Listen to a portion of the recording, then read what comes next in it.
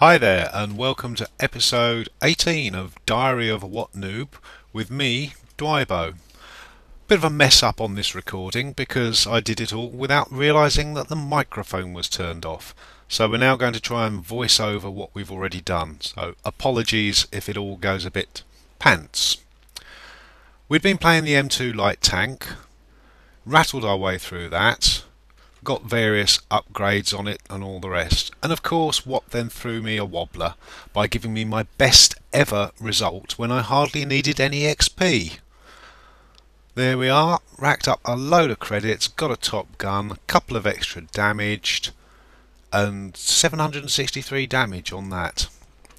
So what's that, 5 times my own hit points, which gave me so much research points. Instead of the 1 or 2 losses I was expecting, I've ended up with 634 XP left over. Oh well, we'll keep it for later. Maybe one day we'll pay some money and convert some free experience. We've stripped out the crew. We've got rid of all the modules back to the basic ones so that we can use them again in another tank. So we'll just sell that one and then nip over to the store and upgrade to the M3. Now, as far as I understand it, this is the same as the M3 Lend-Lease in effect, except it starts off worse when it's stock, but when it's fully equipped, it's better. It won't be as good as the Lend-Lease for me because my crew are so much worse, 50% rather than 100%. But we'll bring them over anyway from the old M2 Lite, and we'll retrain them, just for the continuity rather than for any gain we get from it. There we go, straight back down. So free training as we have done so far. We'll have to look at that again when we get through this one, because when we get to the M5, the tier 4, that's probably going to be in more difficult battles like the 38 NA is, and crew does seem to make quite a big difference at that stage.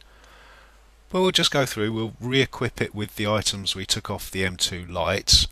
It's a lot cheaper to do that than it is to sell them all with the M2 Lite for half price and then buy them back again. We've got a choice on the guns. We can go for either the Hispano autocannon or the 37mm, the same ones as we had on the M2 Lite. We don't need to upgrade the suspension yet. We've got the free XP to do it, but if there's no need, why waste it? It'll give us a bit faster turning and all the rest.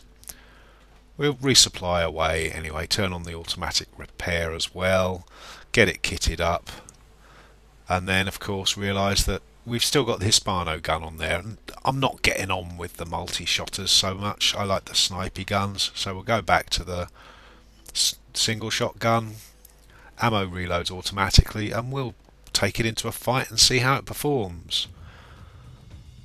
We've been on Prokhorovka a few times now, we're getting a bit used to it. Still don't know all the ins and outs, but we're near second in the tree, so we've got a good strong position there.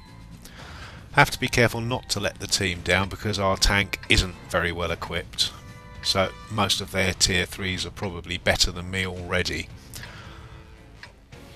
We're over the right hand side of our spawn towards the east of the map, so we'll probably go over in that direction and see how it goes. Bit of politeness to begin the game. See if we get any answers. They've got a lot of, well, not a lot, a couple of Marders. They're going to be tricky. That AMX-38 we will not be able to penetrate unless we're very, very lucky, so we need to steer clear of him. So heading off over the railway tracks. Got a few coming with us. That 3A. We're going to get sandwiched between the 3A and the M2, so a bit of defensive driving there. Let them go first. There's no point damaging our tracks and turning a slightly slow tank into a very slow tank. Got a couple of guys going off on our right up the hill. We'll just crack on up the inside of the railway line, see what we can see. Get to the houses, maybe spot a couple while we've still got some cover. No artillery in the game, so we don't have to worry about that landing on our heads. T-15 I don't know much about, whether we can easily penetrate him or not, but he's behind something anyway. Ah, now there's a likely target. Same as us, good chance we can penetrate him, so we'll put a... Oh, we still bounced though, but we got a couple of shots in on him, did some damage, didn't take any in return. Always a good swap. Don't really want to go around the back of that T-15 because we'll get shot by the two guys that are by the farmhouse there. And there's plenty of our team on that side of the tracks. He's just going to run into a world of pain, so we'll leave them to it. Something shooting that MT, that 3A probably, so we'll just nip round the side here. Get the houses between them and us. See if we can work an angle on them. He's back down behind the embankment. Nothing around. The guys on the ridge aren't pushing forward, which is a shame. They finally got rid of that T-15. He must be quite tough. They've got a looks up there. We'll see if we've got a shot. No, he's behind a little lump in the ground. So let's press on against these three, see if we can get a shot in. Help our 35T out. Don't want to go too far because of that 3A behind. So we'll just try and sneak a shot in over the top. We're getting hit from the side. Can't believe it was that 3A. We got no damage report, so it can't be. There must be another tank down there that nobody's spotted. Shot on that Renault. Long range, poor crew, slow aim time. It's a bit of a waste of a shell, but they're cheap enough. He's still up there. We have to be aware of that. But we'll push on down here. The team's 5-1 up. They're not gonna fail too hard down here. We're going in mob-handed. That UE is still up the top of the hill, and he just killed our 46. So now we don't want to be wasting time. He could get round the back of us and ninja cap, I suppose, but we'll crack on. 35T on the embankment. We'll get up close to him. Put a shot in on the run, miss badly. But we're reloaded by the time we've got close.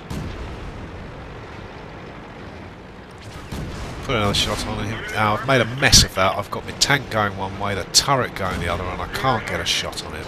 Sort yourself out, boy. And I'm backing off, which is probably not a good idea in retrospect. He's a tier below me. I should just be getting in there and doing something. And I took a shot from behind. I'm guessing that's that UE up on the hill again. So, pushing on over the ridge. Again, that must be that tank destroyer. Luckily, he's not doing too much damage. So, there's bad tank over to our right.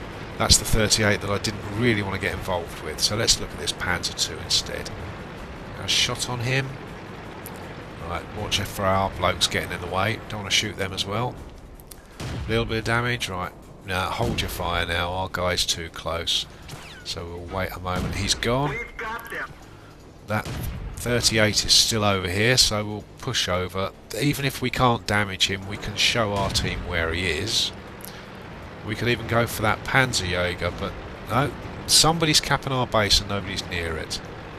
We've got a healthy engine, tracks are undamaged. We'll start heading back, let the team know just in case. Sometimes people do miss the base being capped, I guess. But they're heading off in that direction as well. The SU isn't, unfortunately. But we'll head back. If nothing else, if we can go running down there. We've got a Marder coming in on our right hand side. He's got a better gun than me.